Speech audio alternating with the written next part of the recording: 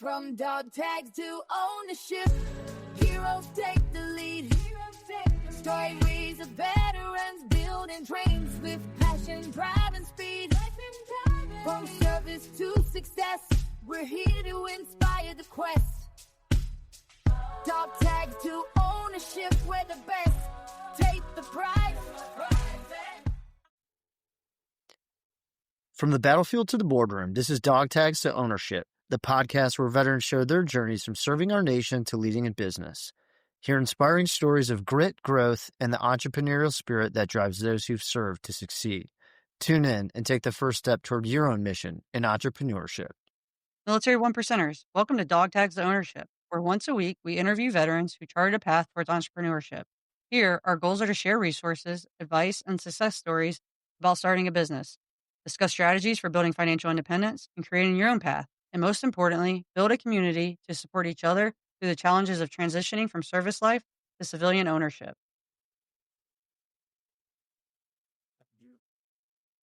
Today, we're extremely excited to introduce our guest to the show, a fellow Citadel graduate, Vivek Shah. Vivek is a combat veteran with 10 years of aviation experience flying the F-15 Echo. He owns and operates 3 franchises and is an advisor for Franzy, focused on matching aspiring business owners with their best franchise match. Vivek, welcome to the podcast, and thank you so much for joining us today to discuss your journey from dog tags to ownership. Absolutely. Thanks for having me, guys. I appreciate you taking the time to kind of dig into my background. And so, yeah, excited about it. To get started, I know before we hit record, we were talking a little bit about where you went to college because you and I both are Citadel graduates. But can you just start off and tell us a little bit about yourself and your military service? Yeah, 100%. So I'm going to go a little farther back. I was born in Kenya, Africa, and my dad picked Columbia, South Carolina to move to, and I don't know why. And it was the worst place he could pick, but he picked it. And from there, he owned some liquor stores and gas stations, and I used to work them.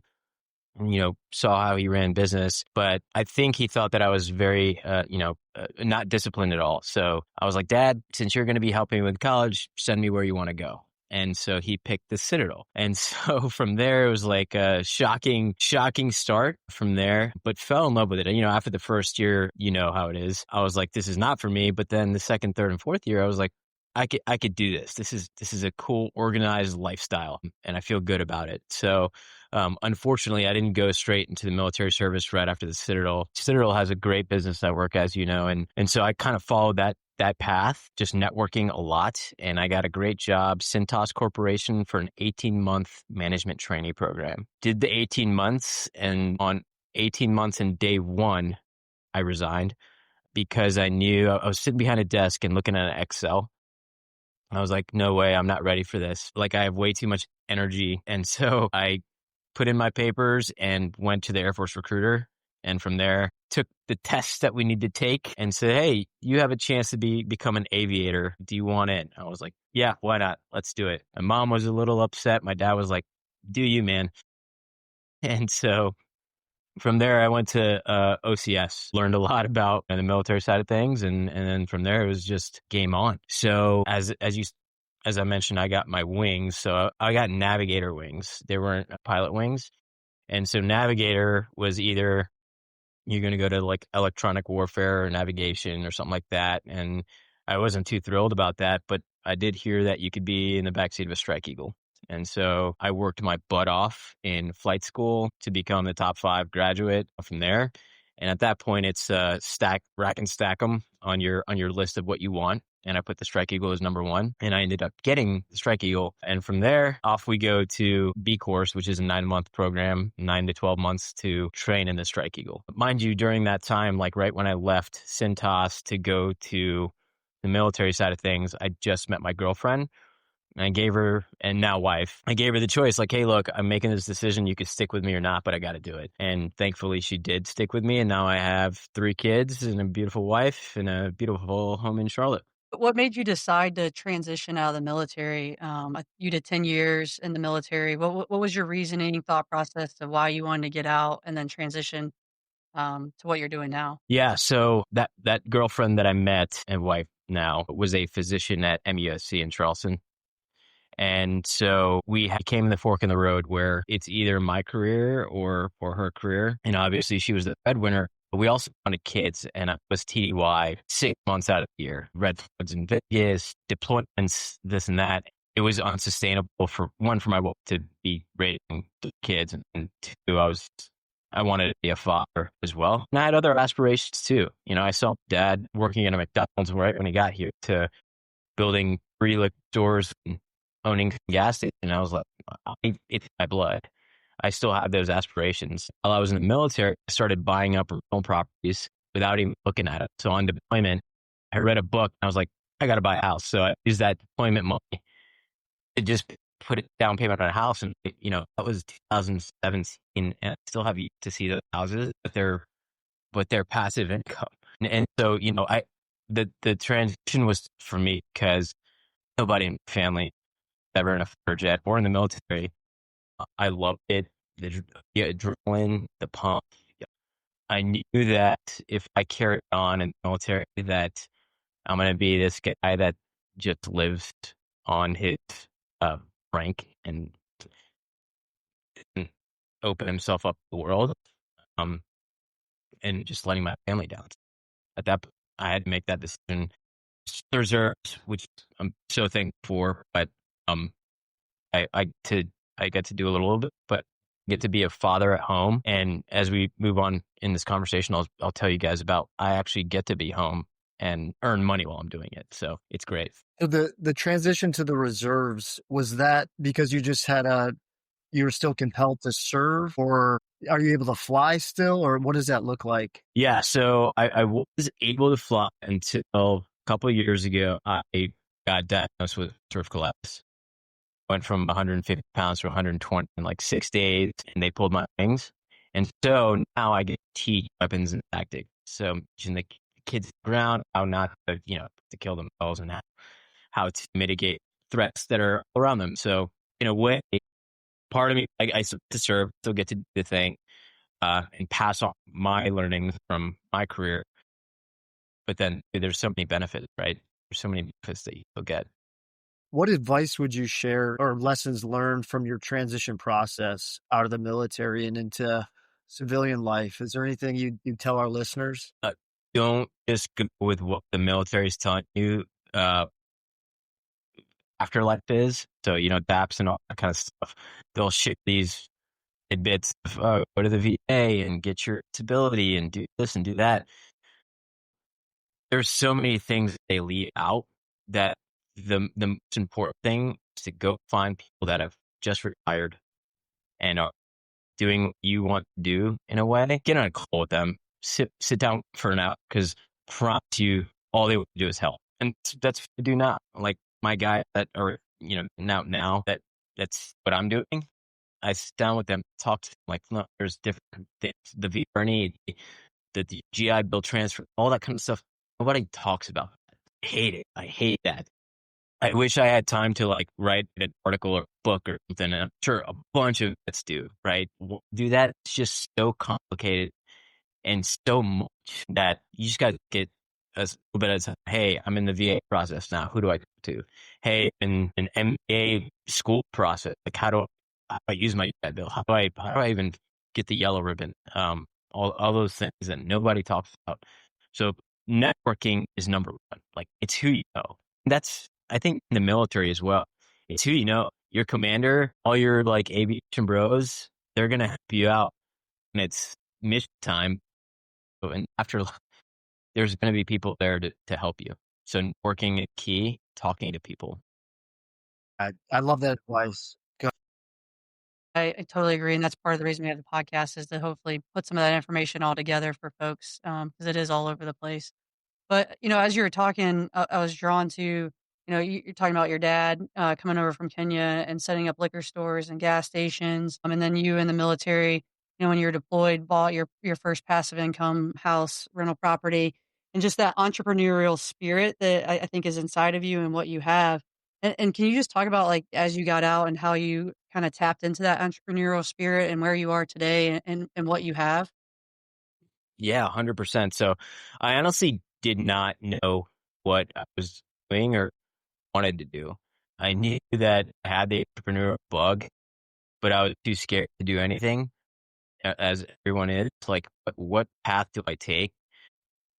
I listened to a bunch of podcasts, sit reps, and all the jazz out there, and the thing that I needed was a stepping stone. All my bros and bros out there were like, go get an MBA, go get an MBA. So on my transition, like I started actually before I transitioned, the weekend executive program at Duke University. They love veterans, and most MBAs love veterans, and so started applying out there. And Duke was my top pick because we were Carolina based, very easy to get to, and so I just applied.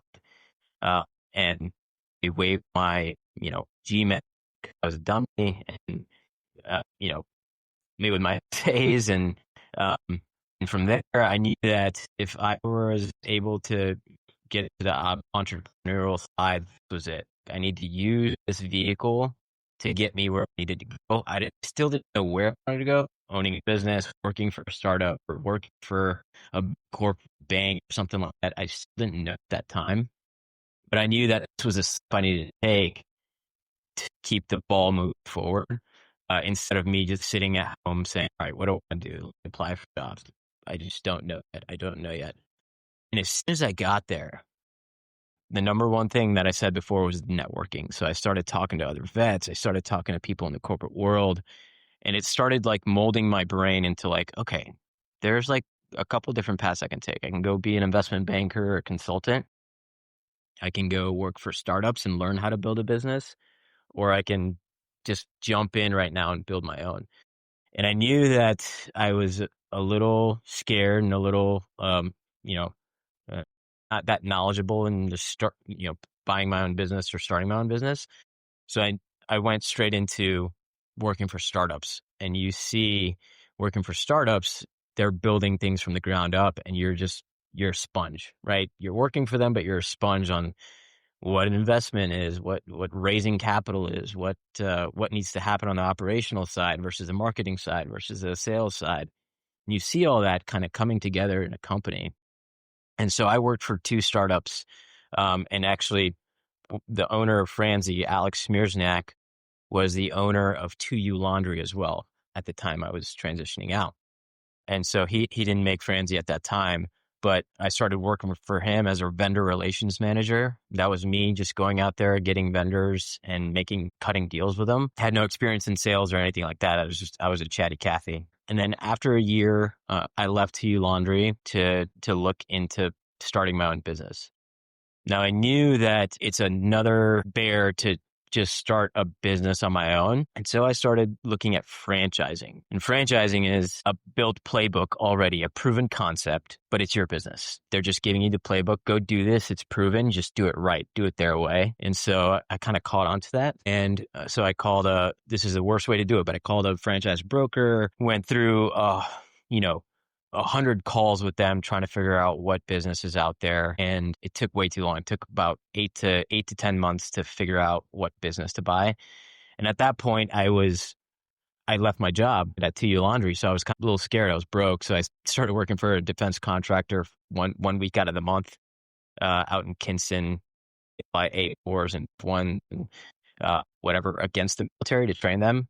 So I would go out there 1 week out of the month, make a good amount change in that 1 week. Would keep me above water. During that time, I was doing my research for franchising. Well, I finally found what I wanted to do because at the time I moved to Charlotte. I used to take my kids to a haircut spot. He's cut for kids, and it's the only one in Charlotte. And Charlotte's big. There's 120 people moving here a day. Huge community of kids. And I took the kid there on a Saturday, packed, barely got an appointment, and he loved it. Absolutely loved it. Then I took him on a Thursday and a Tuesday, and it was still packed all the time, barely got an appointment, and paying $30 for a haircut. And I was like, wow, these guys are raking. There's only one of these in Charlotte. And so I just took that to my broker, and I was like, I like that business. What is that about? And started searching on it.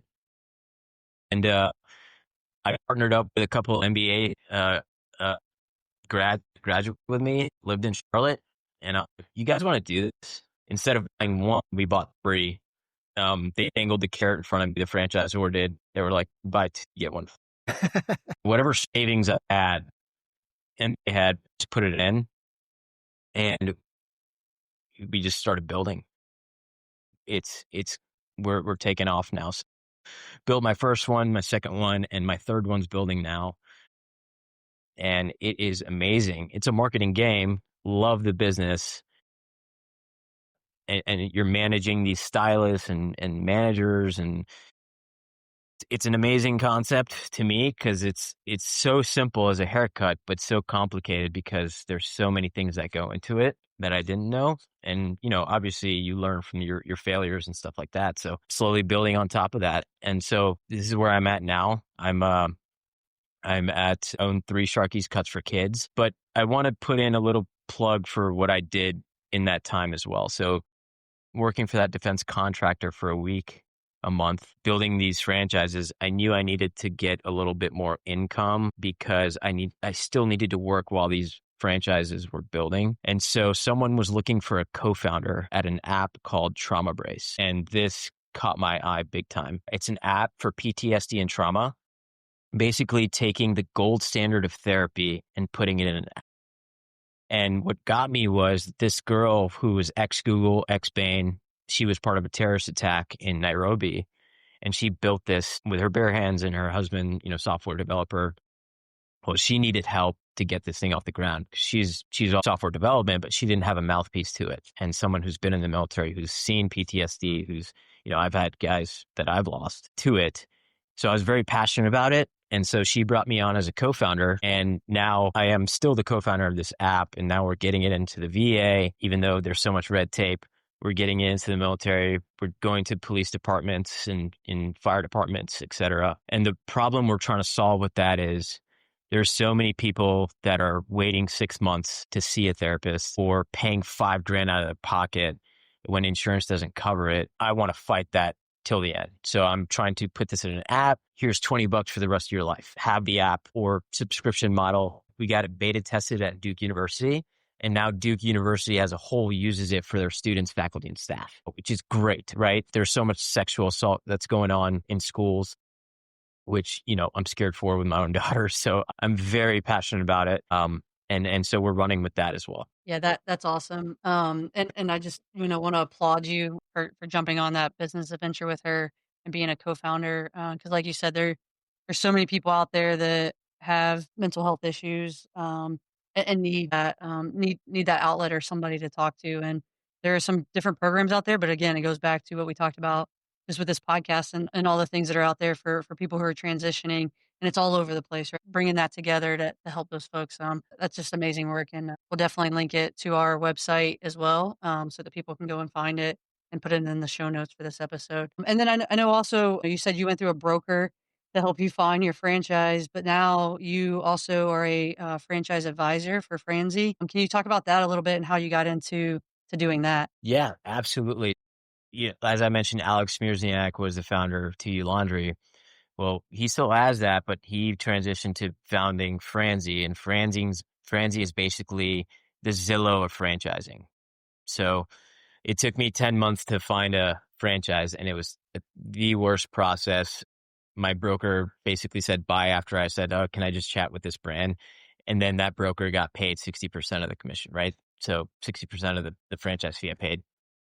Well, I was like, "Wait, I need help with the financing part. I need help with figuring out like how I'm going to set this thing up. Like, where are you?" And just they were gone.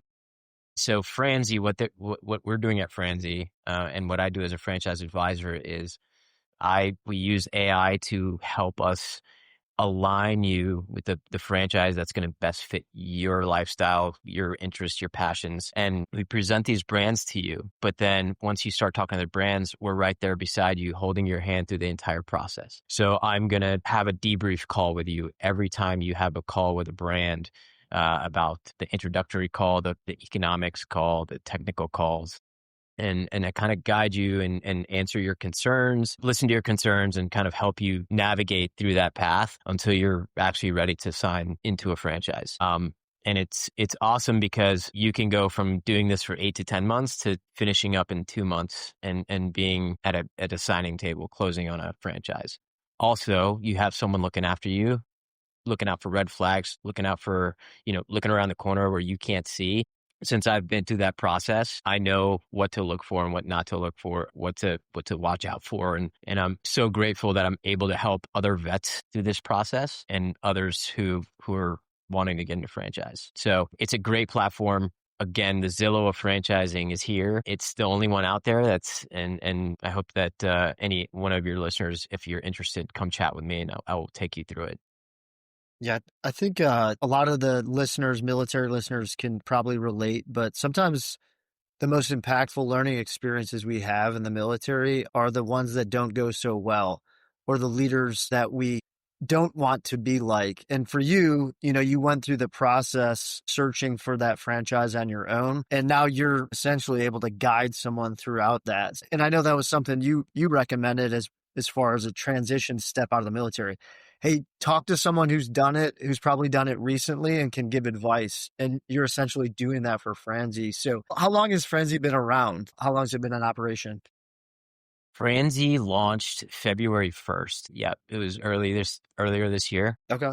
And so we're brand new, but doing so well. There's so many happy clients that we have that are just up and running. And some of those are vets, actually. And I tell you why vets are more successful in the franchise world. They're more successful in the franchise world because I mentioned that there's a playbook. Well, we all built on checklists, right? Give me a checklist, we'll get it done. And that's how we kind of live our lives as vets and as military members. Well, it's the same thing as in the franchise world. Just give me the playbook and I'll go by this playbook. Check button. If I go off the rails, the franchisor is going to push me back into place, but you just follow the playbook and you will be fine. And in my case, I wanted to build passive income to where I have time with my kids now. And so the haircut places, I don't cut hair. I don't cut anyone's hair or anything like that. I have a manager and stylist who do that. And it's really, I'm spending 3 to 5 hours a week on these businesses while my manager is doing everything. Yeah, I'm doing the payroll and making sure that the manager is doing her job, but everything else is like cruise control and I love it. And so this is giving me freedom. I can breathe. And you might think like,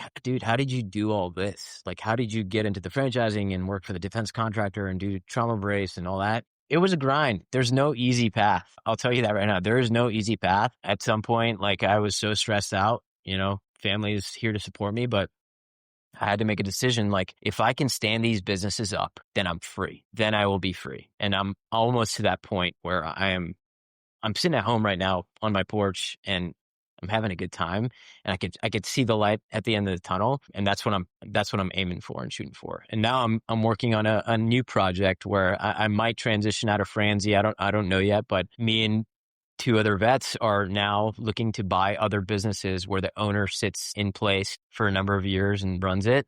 But we're raising capital to buy these businesses because there's so many businesses for sale. As you know, people are getting older and looking to sell off. So now we're working on a new project. It's called Trajectory Holdings. So not a PE firm, not a private equity. What we do is we find the businesses and then we'll go out and raise capital from people we know.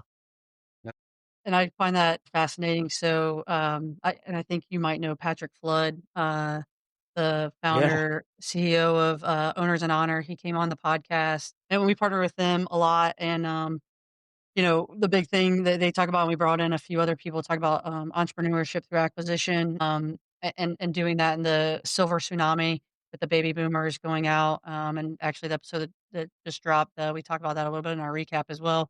Because we had Gregory Pavinsky on, who's getting his doctorate with a concentration in entrepreneurship through acquisition, and provided a lot of great data on entrepreneurship through acquisition, and then also the veteran aspect of it. So I you mentioned it. I saw it on your LinkedIn that you have that Trajectory Holdings company. So I was going to ask you about it, but and you said like it's for you guys to help find businesses for veterans. Can you just like expand on what your mission is and your vision for that company and where you see it going? Yeah. So we're buying businesses to obviously have freedom here hopefully soon. But we made this holding company and we put 3 verticals underneath them. So we put the real estate backed businesses, the technology, and then the professional services. Well, the real estate backed businesses could be convenience stores that one of my partners has a background in. He was a vet as well, Army JAG. And then my other partner was a Marine. He did consulting for 10 years. And so the professional services side. So we have LOIs out, letter of intents out that have been signed for these businesses. Either way, we have these 3 verticals, and eventually we want to use these 3 verticals to help each other. You have the professional services side, you have the real estate backed businesses making money, and now we have possibly the chance to buy Trauma Brace full out from my co-founder. And so, and then to get it out there. So in a way, being selfish a little bit, we get to do what we want to do now. We get to do what our passion is. I could say like, I just want to stay home and not work. That's not in my cards right now. I still have energy, and I am so passionate about Trauma Brace that we're doing this, and all 3 of us are on board with this to eventually buy Trauma Brace and take it to where we want to take it. But also helping investors make money, et cetera, is the name of the game. With your background in real estate, I know you do some real estate investing that started back in 2017. How important is it for you, the ownership side of the actual, franchises? Do you own the buildings? Do you lease them? And is that something that you have a preference on one way or another? Yeah, so I own mostly residential properties, just running those out. The numbers have to make sense. So if I were to say I want to build the hair salons, just brick and mortar, build it myself, I don't think the numbers would work because I would owe so much on that. It would take me time to pay that building off. So I lease in awesome strips where there's Starbucks and Chick-fil-A's and Harris Teeters, the trifecta. So the numbers have to make sense to where you're going to be able to make the money. So I would say we're not... I will stick to residential. Jury will eventually start buying commercial strips, for investors and for us. And I think there's a lot of opportunity there, for the commercial side of things, storage units, the things that are more passive. And so, and I know you've said some, I guess some buzzwords in my mind that relate to the FIRE movement. So I have to ask, are you focused on, or do you know much about like financial independence, retire early? Is that something that you're striving for? You've talked about passive income, I think, and, time freedom and being able to spend time with your kids and, be at your house doing this podcast today. So is there an intersection with that and what you're trying to do? I guess people think about it differently. When you have passive income, when you have income to where you are literally not at a computer or always on calls or worrying about something, but you still have income coming in, I don't think that's retirement. I don't think that I'm just building a business to where I don't have to always look over my shoulder or always be on. I could take a week vacation and everything's still running the way it was. That is my definition of early retirement, because I have kids. I want to make money until I can hand it off to that.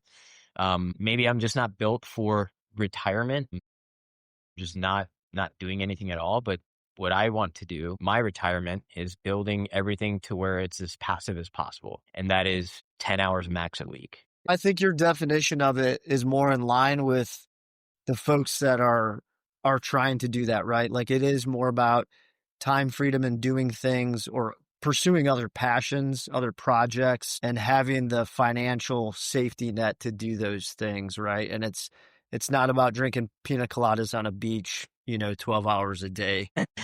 I will say I do have goals though. By the age, I'm 37 right now. By the age of 45, I want to be at that 10 hours a week.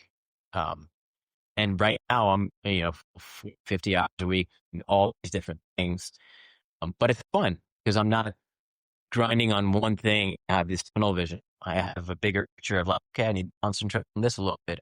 So it is fun for me, right? Yeah, I think that's, I don't know, when you're talking, you remind me, that's like myself, right? Like Matt's always making fun of me because I have like 50 million different things that I'm doing. And just trying to just keep myself occupied and have those different businesses and those different things. So I think for a lot of veterans, military members, and Matt, he's just officially retired now, but, doing the same thing, right? Like, finding those things that you're passionate about, being part of them and doing it, but not, like, necessarily retired, right? Like, you're still trying to get that income, build something, and do something that you're passionate about. Some people call it piddling around, but it's just those things that you like to do and find, passion in. One word I just put into there is you see all these, when you go on the lake, you see mansion and you see people with private jets and all that stuff. Somewhat realistic, but probably not, right? But I think the reality is that you only have so much time on this earth, and what you can do for your family is it. And so building generational wealth is, I think, my overarching goal, to build generational wealth so my kids can have that lake house or whatever they want to have. So that's my goal. Love it. Yeah, and I think that resonates with Matt and I, 'cause we're the same way, with our kids and, wanting them to have that as well and building that portfolio for them.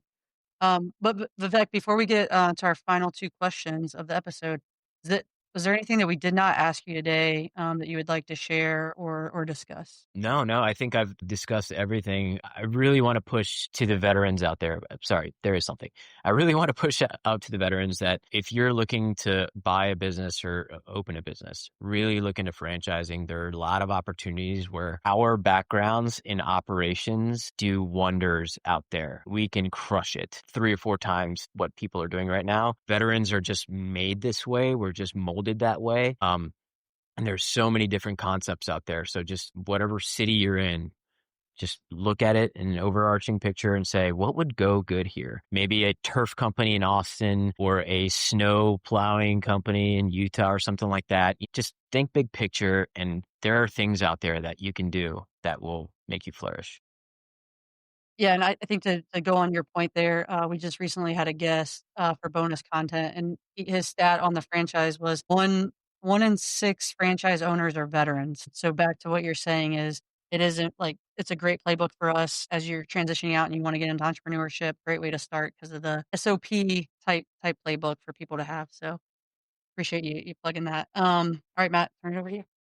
Okay. My passion is also real estate on the side. It's become, I guess, my full-time passion now that I'm retired from the military. I focus on a lot of those podcasts, books, audiobooks that are in line with real estate investing. What would you recommend to our listeners if there's a book, audiobook, podcast that you'd recommend? Yeah, I started with this book, and I'll probably reread it over and over to keep some fire under my butt. But I started with Bigger Pockets, and I'm sure you guys know what Bigger Pockets is. I started with Bigger Pockets, and I'll keep just going back to it. There's people think it's so complex and it's so hard to do, but if you get grounded with a book you like Bigger Pockets, it'll just give you that motivation to say, hey, just save some money up, then put a down payment down, and just do it over and over and over, and that's it. Right. And so that's where I'll stand. I love Bigger Pockets, and I'll keep reading that book. I'm just glad you didn't say The Psychology of Money, just because I recommended that to Julie's wife, and I hear about it constantly now. Anyway, Yes, you do. I recommend it if you It haven't is. read it. Yeah, you probably read it. Yeah. It's a good book. Alright, so our final question for every episode. Admiral William McRaven authored the book, Make Your Bed, Little Things That Can Change Your Life and Maybe the World. So Vivek, do you make your bed every morning? This is funny. So to prove a point to my wife, you know how you sleep on each side? Well, I will make my side of the bed. And then when she comes home and she'll see hers, and I'm trying to push her to say, to tell her like, hey, make your bed. It feels good.